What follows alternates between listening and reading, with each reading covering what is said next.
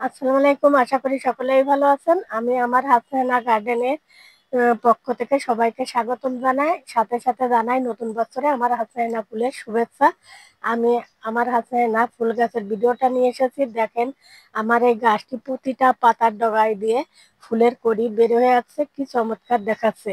আসলে ছোট একটি চারা আমি নার্সারি থেকে কিনে প্রতিস্থাপন করেছিলাম। এর প্রতিস্থাপনের মূল হচ্ছে মাটিতে পানি দাঁড়িয়ে না থাকে। এক ভাগ সাদা বালু, এক ভাগ গার্ডেন সয়েল আর এক ভাগ আমি পাতা পাতা সার দিয়েই আমি গাছটা প্রতিস্থাপন করছিলাম।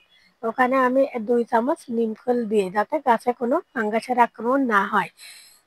এরপরে আমি প্রথম মাথাটা কেটে দেওয়ার পরে বেশ কয়েকটি শাখা বেরোয় আসছিল। আমি আর পরে শাখাটা কাটি নাই, যে গাছটা একটু বেড়ে উঠুক, যেহেতু সামনে আমাদের নতুন বছর আসছে।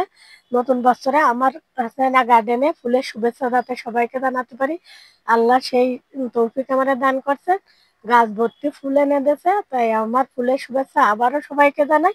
আমার এই গাছে এইভাবেই আমি মাটি প্রস্তুত করে গাছটা প্রতিস্থাপন করছিলাম।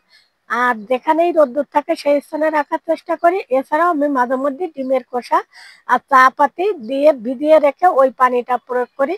আর ফুল আসার আগ মুহূর্তেই আমি পটাশিয়াম খাবারটা বেশি বেশি করে প্রয়োগ করছি। কলার খোসা ভিজিয়ে রেখে 3 দিন পর পর ওই পানিটা আমি প্রয়োগ করি। এছাড়াও পাকা কলার খোসাটা শুকিয়ে গুঁড়া করে এটা আমি গাছে প্রয়োগ করি। এভাবে পটাশিয়াম খাবারের কারণে আমার গাছটা এত সুন্দর ফুল দেখা দিয়েছে। আমরা সবসময় চেষ্টা করব গাছটা যেখানে 5-6 ঘন্টা এই শীতের দিনে রোদ্দুর থাকে সেই স্থানে রাখার জন্য, খোলামেলা আলো বাতাসে, তাহলে আমরা এরকম পর্যাপ্ত পরিমাণে ফুল পেতে পারবো। তো আমার ভিডিওটা যদি আপনাদের ভালো লেগে থাকে, লাইক শেয়ার কমেন্ট করবেন। সকলকে অসংখ্য ধন্যবাদ। আসসালামু আলাইকুম।